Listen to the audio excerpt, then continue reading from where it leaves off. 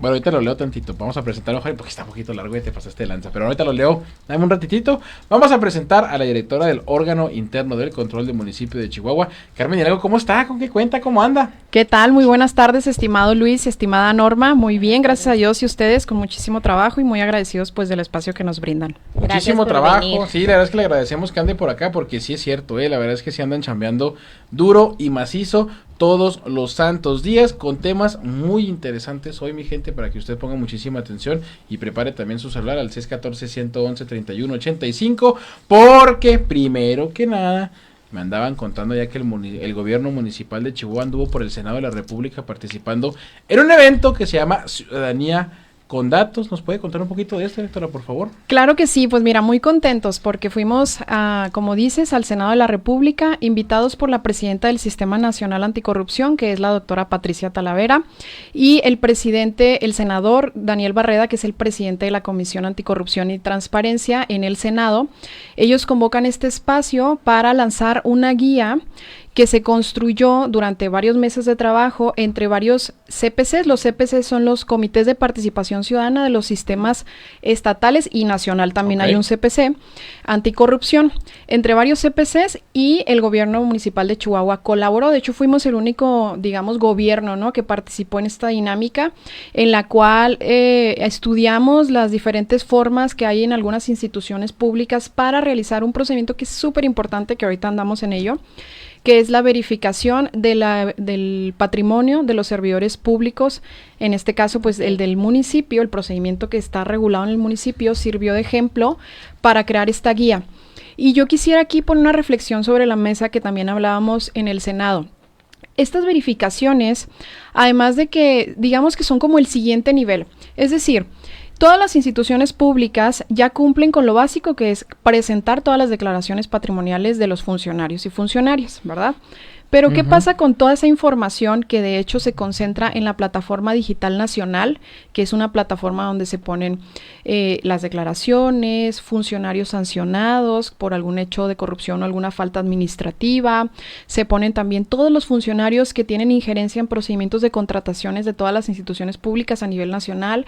Y bueno, tiene diversa información que es muy trascendente para el combate a la corrupción. Es la plataforma del Sistema Nacional Anticorrupción, ¿verdad? Pero ¿qué pasa si esta información no se analiza por nadie? Pues realmente es información que no está generando un valor público o que no está haciendo un análisis que nos lleve a prevenir hechos de corrupción o a detectarlos y sancionarlos. Por eso es tan importante que las instituciones públicas, particularmente esto le toca a los órganos internos de control y a las secretarías de la función pública, realicen estas verificaciones de la evolución patrimonial. Es decir, ya no solo le pidas al funcionario que te dé la información y que te la declare año con año. Esto es lo básico. El siguiente nivel, y es una obligación legal además, es realizar las verificaciones. Y aquí en el estado de Chihuahua tenemos datos muy interesantes, y aquí quiero agradecer y dar el crédito a la Auditoría Superior del Estado, a su titular, el maestro Héctor Acosta Félix, porque ellos ya han realizado 2 auditorías de desempeño a los órganos internos de control. El año pasado fue la segunda y hace 2 años realizaron la primera. Y esto nos da información clara sobre en qué estatus de cumplimiento están los órganos internos de control municipales en nuestro estado, en los 67 municipios. Y quiero decirles que de los 67 municipios todavía hay 3 municipios, desde luego los más pequeños, que no tienen un órgano interno de control constituido. De entrada, ahí hay un faltante en la ley, ¿no? En facultades tan importantes como quién va a fiscalizar, quién va a revisar, quién va a investigar.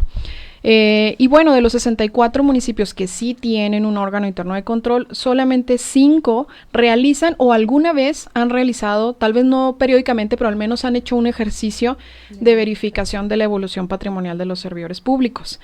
Y déjenme decirles que pues no son precisamente los municipios más grandes. En este sentido está Cuauhtémoc, está Saucillo, está la capital, ya por lo que les digo, incluso que sirvió a nivel nacional, pero tenemos focos rojos importantes como por ejemplo Ciudad Juárez, que no realiza estas verificaciones de la evolución patrimonial. Ahora, tan importante es decir, pues hay que hacerlas, pero también hay que fortalecer a las instituciones que las tienen que realizar.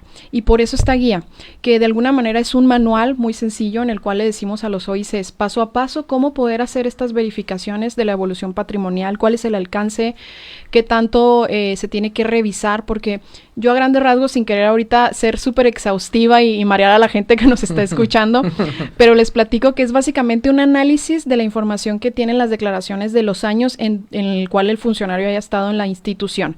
Si alguien tiene 10 años trabajando en el gobierno municipal, se analizan las 10 declaraciones.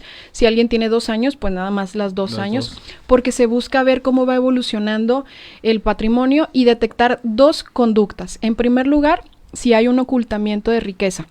Esto quiere decir si el funcionario no declaró completamente sus bienes ante la declaración. Estamos obligados, es una obligación legal, no es cosa de, ay, es que tengo una casa y no la quise poner, o porque no encontré el dato de la notaría, se me olvidó, ya no encontré las escrituras, o ups, no la puse, ¿verdad? Claro que no, es una obligación legal. Y en segunda instancia, también queremos detectar si existe un enriquecimiento ilícito, que es ya no solamente oculto lo que tengo en mi haber patrimonial, sino que no es correspondiente a los ingresos declarados. Y aquí hay que ser muy claros. Cuando hablamos de ingresos declarados, no nos remitimos específicamente a lo que tiene que ver con el servicio público. También puedes tener ingresos por otras fuentes y eso es completamente legal. Los tienes que declarar para poder decir, bueno, si me hacen las cuentas de que tu salario de funcionario es tanto, pero además, no sé, eres abogado, tienes un despacho, trabajas o eres contador, das servicios. ¿Billete por allá? Eres maestro, exacto, eres empresario, tienes un negocio de venta de comida, lo que sea, ¿no? Y también te llega un ingreso, bueno, decláralo porque eso te ayuda también a desvirtuar en caso de alguna acusación de enriquecimiento ilícito, que ahí ese es un tipo penal incluso, y ahí se dan vistas a las fiscalías, en este caso corresponde a la Fiscalía Anticorrupción. Entonces, decirles que el año pasado el gobierno municipal comenzó con las verificaciones de evolución patrimonial, es un proceso que tenemos regulado, que tenemos muy claras las reglas del juego y que estamos en esta etapa. Además, algo que quiero destacar también es que el procedimiento lo diseñamos con respecto a todas las garantías. También se le da oportunidad al funcionario de que pueda aclarar. Hay una etapa en el procedimiento en donde si detectamos alguna anomalía, se le llama al funcionario, digamos, a comparecer y a poder explicar o a poder aportar información que pueda explicar oye, sí cometí esta situación, pero no sé, a lo mejor no declaré un vehículo porque realmente no he hecho el cambio de placas y entonces todavía no está mi nombre o cuando hice la declaración todavía no estaba mi nombre, pero luego ya hicimos el cambio de placas, entonces ya aparecía mi nombre, pero en su momento no, pero tiene una explicación. Perfecto, tiene una explicación legal, no hay ningún problema. Y en ese momento al funcionario se le certifica. En caso de que las anomalías persistan, se presenta una denuncia. Que puede ser, sí, esa es como la consecuencia del procedimiento, que puede ser administrativa, es decir, ante el propio órgano interno de control, por la falta administrativa que les digo yo de enriquecimiento oculto, o si fuera algo más grave de enriquecimiento ilícito, es decir, no se explica cómo es que tienes tantos bienes, bueno, pues ya es una denuncia penal ante la Fiscalía Anticorrupción. Y aquí es importante destacar pues que este modelo sirvió de ejemplo para esta guía a nivel nacional y bueno, pues con mucho orgullo porque estuvimos en el Senado presentando esta guía, que esta es una herramienta que va a ayudar a seguir fortaleciendo en general a todas las instituciones que formamos parte del Sistema Nacional Anticorrupción, particularmente ¿a quién le corresponde hacer las verificaciones? A los órganos internos de control y a las secretarías de la función pública. Las secretarías de la función pública, por ser parte del ejecutivo de los estados o la federal, desde luego tienen una capacidad instalada más fuerte. Ellos son más capaces de poder hacer estas verificaciones. ¿Quiénes están en riesgo de decir, híjole, yo no sé cómo hacerlas? O a veces hay OICs que son 1, 2 o 3 personas, imagínense. No terminas. No terminas, desde luego que no. O muy apenas te alcanza para contestarles a las auditorías de la federación y del estado y ya no hablemos de tú investigar o de tú sancionar, ¿no? Entonces, a ellos es a quienes hay que seguir fortaleciendo, a los órganos internos de control, particularmente de los municipios medianos y pequeños en nuestro país. En nuestro país somos más de 2,400 municipios y de muy diversas características. Sabemos ciudades muy desarrolladas, como lo es Monterrey, como lo es la Ciudad de México, como es Chihuahua, por ejemplo, pero hay, por supuesto, oye, ocupamos el segundo, sí, todo el mundo que viene de otros lados del país, ¿a poco no siempre nos chulean nuestra ciudad? Muy limpia, siempre es una de las características que nos ponen, y yo creo que de alguna manera somos una ciudad muy ordenada también y bonita, hay que decirlo. Directora, la más odiada, ¿no?, de la administración, la directora, porque pues es que andan todos cuidándose. ¿Qué encontraron en estas verificaciones? Pues mira, estamos en procedimiento de hacer las notificaciones a los funcionarios, como yo les digo, que hay esta etapa donde se les notifica directamente a ellos, y en este sentido, hasta que termine todo el procedimiento, incluso interponiendo las denuncias, todavía no podremos hablar de una presunta responsabilidad, porque la denuncia todavía surte otro camino legal en el cual la autoridad investigadora tiene que allegarse de todas las pruebas que prueban, valga la redundancia, fehacientemente que el funcionario cometió esa falta. Entonces, aún este procedimiento está siguiéndose, y bueno, pues ahora en el mes de abril ya próximamente comenzaremos con el nuevo periodo de declaraciones patrimoniales. Somos más de 6,000 empleados en el gobierno municipal, entonces es una labor titánica, y luego terminando las declaraciones volveremos a hacer un ejercicio de verificación ¿A todos los empleados se les hacen las verificaciones o las hacen al azar? Sí, la ley de hecho justamente pareciera que has leído la Ley General de Responsabilidades. Se puso a estudiar. No, es que dijo, ahí viene la titular de lo ICE, me voy a poner a estudiar. No, de hecho la Ley General de Responsabilidades dice que debe seleccionar una muestra aleatoria, que esa es parte también del proceso, y que también es interesante porque de alguna manera elimina discrecionalidad, es decir, no es a discreción de la titular, por ejemplo, del OIC, que dijéramos, vamos a verificar a fulanito o a fulanita. Sí hay esa oportunidad, o sea, sí tengo alguien yo... Alguien que le llame la atención. Alguien que, por ejemplo, que se hubiera mediatizado un tema y que dijéramos, ¿sabes qué? Ya hay indicios. Entonces, como hay indicios, está plenamente justificado que a alguien se le someta a este procedimiento. Es igual que una denuncia de oficio, ¿no? Tenemos facultades para abrir oficiosamente al tener conocimiento de alguna probable hecho de corrupción o falta administrativa. Y en ese sentido, pues bueno, estamos muy contentos porque, como dice el alcalde Marco Bonilla, Chihuahua capital dándole norte a todo México, de verdad muy orgullosos. El senador Barreda, que además hay que decirlo, es senador por MC en el estado de Campeche. Muy, muy satisfecho con la participación del municipio de Chihuahua y de alguna manera pues echándonos porras también de lo que está sucediendo acá.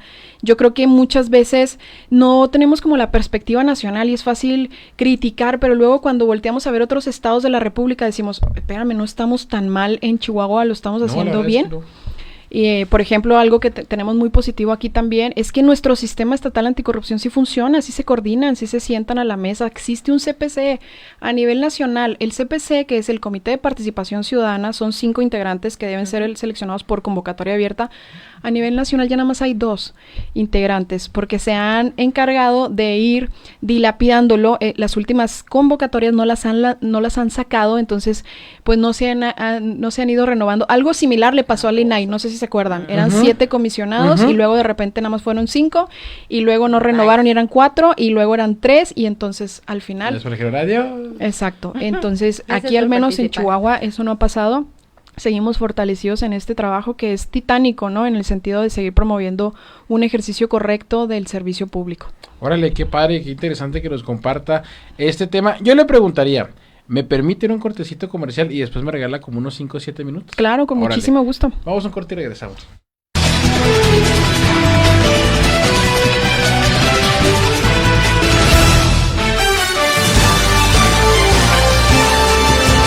El futuro de México empieza contigo. Con tu compromiso. Cuando eliges participar. Cuando actúas. Cada voz cuenta. Cada paso abre camino. Participar es decir, aquí estoy. Es defender lo que amamos. Y hacerlo crecer. Porque México se construye. Con tu fuerza. Con la mía. Con la de todas y todos. México no se detiene porque tú tampoco lo haces. Participar es actuar. El futuro se escribe con tu participación. INE. Mi mamá es entrevistadora del INEGI y eso le da superpoderes. Ve cosas que nadie más ve. como si tuviera visión de rayos X. No necesita leer mentes. Con su super oído, escucha lo que cada persona necesita, qué servicios nos faltan, qué problema de vivienda tenemos. Y aunque no tiene el poder de ver el futuro, con la información que obtiene, ayuda a construirlo. INEGI, el superpoder para conocernos. El sarampión es altamente contagioso. Todas las niñas y niños de 6 meses a 12 años deben vacunarse. Si tiene su primera dosis hace 6 meses o más, ponle la segunda. Si ya tiene las 2, está protegido. Acude a tu centro de salud más cercano o consulta dondemevacuno.salud.gov.mx. Contra el sarampión, la vacuna es tu protección. Secretaría de Salud. Gobierno de México. Durante 2025 en la Cámara de Diputados trabajamos para atender las principales demandas de las y los mexicanos. Aprobamos reformas en vivienda, movilidad y seguridad vial, hidrocarburos y para terminar con el nepotismo y la reelección. Fortalecimos la soberanía nacional, impulsamos la simplificación administrativa y digitalización. Y legislamos a favor de los trabajadores de servicios y plataformas digitales. Cámara de Diputados, 66ª Legislatura, Soberanía y Justicia Social. Hay quienes no solo buscan un futuro, sino una misión. En la Universidad Naval, formamos líderes con disciplina, conocimiento y orgullo de servir a México, donde el honor, el deber, la lealtad, el patriotismo y la vocación se transforman en oportunidades para toda la vida. Conoce más en www.gov.mx/Universidad Naval. Tu vocación es nuestra misión. Universidad Naval, más que una carrera, un proyecto de vida. Gobierno de México.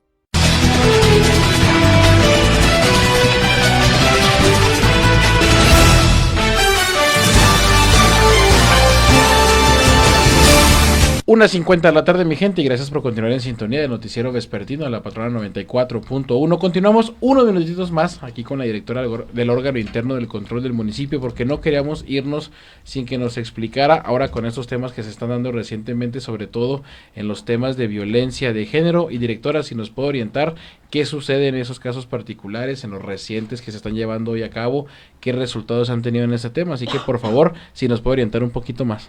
Veresa, se me ahogue. Con mucho gusto, Luis. Pues mira, como ya lo hemos declarado y lo declaró en una primera instancia el alcalde Marco Bonilla, el día de ayer se abrió una carpeta de investigación oficiosa por hechos en donde un funcionario se vio involucrado en comentarios en redes sociales, ¿no? En particular. Y en este sentido, bueno, ¿qué es lo que pasa cuando llega a suceder esto? Yo quisiera explicar, porque también algo que es muy novedoso en Chihuahua es que contamos con un protocolo de atención a violencia de género al interior. En este caso, bueno, pues obviamente pues la persona víctima no forma parte, pero sí tenemos un protocolo en donde las víctimas que forman parte del gobierno, y cuando a veces es un compañero o alguien de la institución quien comete esa violencia, tenemos una manera especial de atender estos casos. Okay. En primer lugar, y antes de explicar el protocolo, yo quiero decirles que fuimos el primer municipio del estado que reguló esa materia y que generó un protocolo para atender una problemática que es tan sentida y que tristemente todavía seguimos pues teniendo muy presente, ¿no?, en la sociedad. En primer lugar, bueno, pues existe un comité que es presidido por el Instituto Municipal de las Mujeres, en donde participa el órgano interno de control, la Oficialía Mayor, el Instituto Municipal de Atención a la Salud. Por ejemplo, cuando ha habido casos en donde haya una afectación por parte de las víctimas, pues el IMPAS es muy importante porque atiende directamente con atención psicológica tanto a la víctima como también al presunto agresor, independientemente de que todavía no se haya seguido el proceso legal en donde se diga si cometiste la violencia de género, porque hay que cuidar las etapas procesales, sin culpabilizar a la persona, pero se puede dictar medidas cautelares o, en este caso, pues atención específica a la persona para que también pues atienda su problema, porque la violencia viene también de un problema o de una carencia, ¿no? Y bueno, pues en ese sentido se reúne, cuando hay alguna denuncia, se reúne este comité. De hecho, está regulado que se debe reunir en menos de 24 horas cuando sucede, porque esto es rápido. A veces la violencia de género puede llegar a escalar tanto que puede poner en riesgo físico real a la víctima. Entonces, esto es algo de atención inmediata. Se reúne, se conoce el caso por todos los integrantes del comité y ahí es el momento en donde se deciden dos cosas. En primer lugar, si es no es pertinente, más bien, si es aplicable el activar el protocolo. Es decir, se analiza si las víctimas y la parte ofensora forman parte del gobierno municipal. Y si la violencia en efecto es violencia de género, porque también puede ser que sea de otro tipo. Violencia laboral o un tema de no entendimiento que ha pasado, ¿verdad? Personas que van y denuncian un hostigamiento laboral y cuando revisas realmente es un tema laboral de, oye, pues tu jefe te está pidiendo cuentas de que hagas esto, te ha pedido que trabajes, etcétera, ¿no? O sea, no es como tal una violencia. Bueno, pues se decide eso y se decide algo muy importante, si se deben dictar medidas cautelares o medidas de protección en favor de la víctima. Estas son tan diversas como las acciones que ayuden a impedir que la mujer siga viviendo ese entorno de violencia. Por ejemplo, puedes reubicar a la persona, mandarlo a otra dirección, otro departamento, otra subdirección, en donde no esté físicamente con la persona. Puedes prohibirle a la persona agresora que se dirija a la persona en cuestión, o incluso que ha pasado a gente que tiene algún cargo jerárquico y que decide sobre más personal, se le puede hacer la prohibición expresa de no dirigirse hacia las mujeres, por ejemplo, de su equipo. Si digamos que fuera un caso en donde hay diversas víctimas, diversas mujeres del equipo denuncian al jefe, ¿no? Entonces ahí se puede prohibir que no pueda dirigirse directamente hacia ellas y que lo tenga que hacer por interpósita persona. O puede ser también una suspensión en el momento en el que la conducta puede llegar a dañar tanto a la víctima como al servicio público, que es el bien jurídico tutelado que el órgano interno de control busca cuidar, es decir, la calidad del servicio público que se ofrece a la ciudadanía.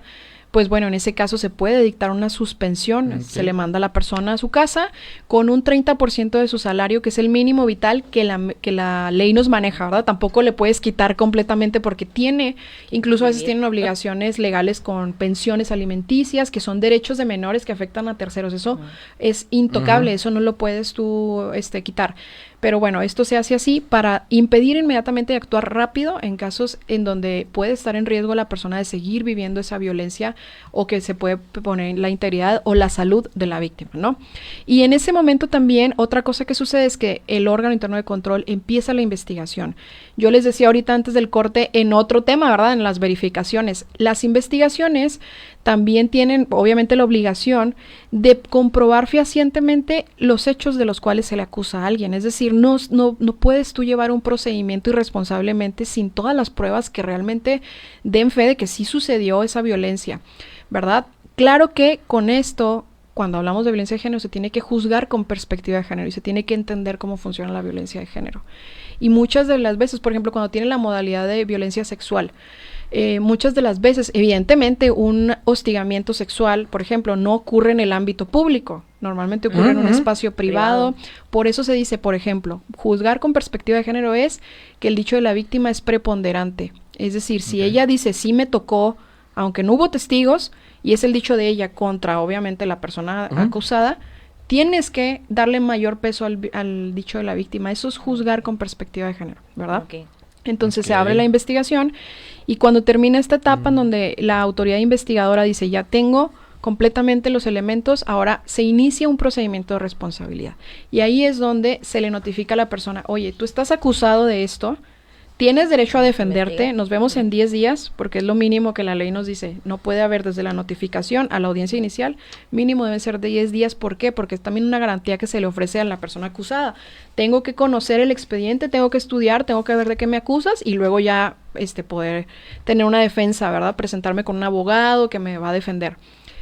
Algo que también damos garante en el órgano interno de control, damos defensores de oficio. Los funcionarios que no tienen para pagar un abogado privado, pueden tener una defensa de oficio, que es la Secretaría del Ayuntamiento, y lo hace muy bien, ¿eh? No crean que porque se es el abogado también del gobierno, va a ser palero, lo hice, al contrario, o sea, nos ponen incluso a pensar a veces en los casos y nos reviran cosas interesantes. Entonces, se le notifica a la persona y luego ya tiene 10 días, se presenta una audiencia inicial y en esa audiencia inicial él puede presentar la defensa, las pruebas, todo lo que estime pertinente para desestimar de lo cual se le está acusando. Y esto es una especie de juicio en donde la autoridad investigadora es la parte acusadora y luego ya él o ella, como acusados, pues se tienen que defender. Entonces y la autoridad resolutora debe valorar las pruebas que se ponen por ambas partes y al final llegar a una conclusión. Que obviamente esta conclusión se basa en estándares legales de si se acreditó o no el hecho, sea de corrupción, de violencia, de lo que sea, y se interpone una sanción. ¿Qué sanciones puede interponer un órgano interno de control? Puede dar hasta 30 días de suspensión en su empleo sin nada de goce de sueldo, ahí sí ni el 30% como en una suspensión. Cero, o sea, no son vacaciones. Al regidor. Como casos que han sucedido ya en el gobierno y ahorita hablamos también de ellos si gustan. Y bueno, también se puede destituir a las personas y se les puede llegar hasta inhabilitar hasta 1 año en el servicio público. Y eso es interesante porque quedan inhabilitados para todo cargo público. ¿Qué pasa si la persona que está siendo investigada renuncia o la destituyen de su cargo? No pasa nada, el procedimiento sigue. Ahí la única diferencia es que la sanción... No puedes escapar, dice. No, de hecho, porque mucha gente cree que eludiendo, o sea, que mejor renuncio para ya no tener el problema legal. No, el órgano interno de control, siempre y cuando los hechos hayan sucedido en el servicio público, normalmente la gente piensa eso. Cuando los hechos ocurrieron en el servicio público, así ya no seas funcionario, por faltas no graves, puedes tener un procedimiento hasta 3 años después de los hechos. Y por faltas graves, que esas son las que juzgan los tribunales, el Tribunal Estatal de Justicia Administrativa o el federal, hasta 7 años. Entonces, qué importante tener conciencia de la magnitud, ¿verdad?, de la responsabilidad que es ser funcionario público, porque eso te puede alcanzar luego de que dejaste el cargo años después. Y la única diferencia aquí es que cuando ya el funcionario ya no está en la institución, pues ya no lo puedes suspender. Entonces, la única sanción que puedes tú tener es la inhabilitación, que puede ser desde 1 mes hasta 1 año. Que no es cosa menor, digamos que el funcionario renunció y se fue a trabajar a otra institución, al Poder Judicial, no sé, a otro lado. Bueno, estaba fichado, dicen. Se le inhabilita y en ese momento ya no puede estar en el cargo en el que esté. Entonces, sí es importante dar a conocer lo que el gobierno que encabeza el alcalde Marco Bonilla hemos impulsado en materia de atención a la violencia de género. Para nosotros es un tema prioritario y transversal que pasa por muchas políticas. Una de ellas, pues lo que le toca al OIC, que es sancionar, la verdad, en caso de que ocurra dentro de los mismos funcionarios. Y bueno, pues estamos justamente siguiendo, fortaleciendo la ética en nuestros funcionarios. Hay que seguir capacitando a la gente, hay que seguir sensibilizando. Hay conductas que a veces se normalizan porque tenemos 30, 20, 50 años haciéndolo y era normal que la secretaria mujer sea la que o que siempre sirva el café y que a las mujeres no les permitan, por ejemplo, opinar en reuniones, ¿no? Porque las mujeres que van a saber, o situaciones que se puedan dar en el servicio. Entonces, pues bueno, hay que seguir trabajando en este tema. Directora, sabemos que pues está el caso abierto, que muy probablemente no nos pueda dar mucho al respecto, pero en el caso del funcionario Luis Roberto Terrazas Fraga, pues tenemos que preguntarlo, ¿qué va a pasar con él o cómo está el caso ahí? Pues mira, como te lo digo y ahorita que les explicaba todo el caminito, ahorita está en etapa de investigación, en el cual la autoridad investigadora del OIC tiene que revisar la conducta de la persona, tiene que hacerse de diversas pruebas que permitan constatar y checar el por qué está sucediendo esta situación, y cuando se acrediten puede iniciar un procedimiento de responsabilidad en contra de la persona con las mismas consecuencias que ya acabamos de comentar. Claro. Así que agradecerle, directora, que nos haya brindado el tiempo en esta tardecita con todos esos temas. Ya lo escuchó usted, mi gente, para que esté muy bien enterado. Le agradecemos a la directora del órgano interno del control del municipio, Carmen Hidalgo, primero, que siempre amablemente siempre está aquí con nosotros para brindarnos explicaciones de lo que tengamos que preguntar. Le agradecemos mucho. Un saludito antes de irnos al corte comercial. Claro que sí, pues primero agradecerles a ustedes y también mandarle un saludo a todo el equipo del órgano interno de control. Saludos. Sí, gente muy profesional, muy capaz y pues muy contenta de verme acompañada de ese profesional equipo. Así que ya lo escuchó usted, vamos a un corte y regresamos.